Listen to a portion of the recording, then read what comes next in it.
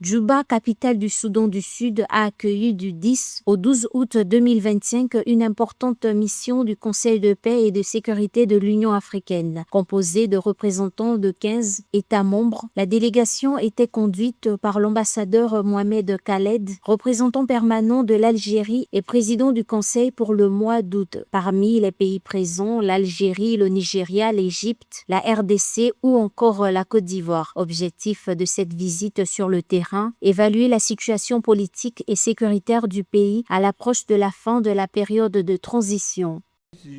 La paix est et sera toujours notre fondation. Je garde ma promesse. Mon gouvernement s'est engagé à un cessez-le-feu à travers le pays. Aucune arme ne s'éteindra par la voie de la paix. Nous continuerons de garantir les communautés et protéger chaque citoyen, peu importe où il vive. Notre peuple a l'honneur de vivre sans peur. L'accord de paix revitalisé est notre chemin vers l'avenir. Nous l'impayerons, nous unirons nos forces.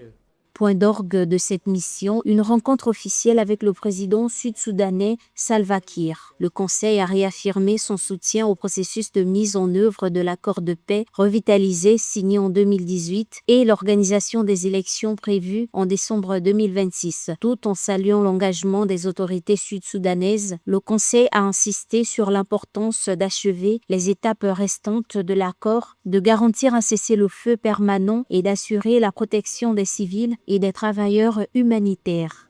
The conflict in Sudan has gravely imperiled lives of Sudanese civilians. Les conditions de sécurité restent dures, marquées par des frontières changées, des attaques aériennes augmentées et souvent indiscriminées par les forces armées soudanaises et les forces de soutien rapide, et des attaques continuelles sur l'infrastructure civile, y compris les hôpitaux.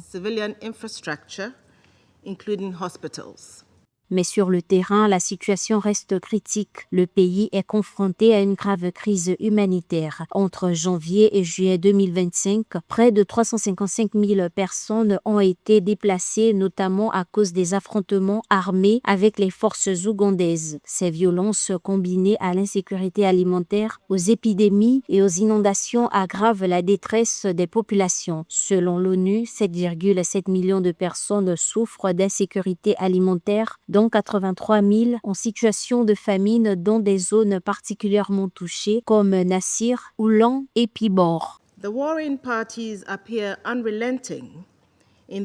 Les partis de la guerre apparaissent indépendants dans leur détermination de poursuivre les objectifs militaires. La lutte ne montre pas de signe d'obéissance. Au cours des dernières semaines, le focus du conflit a changé à nouveau pour les régions de Darfour et de l'Ardèche.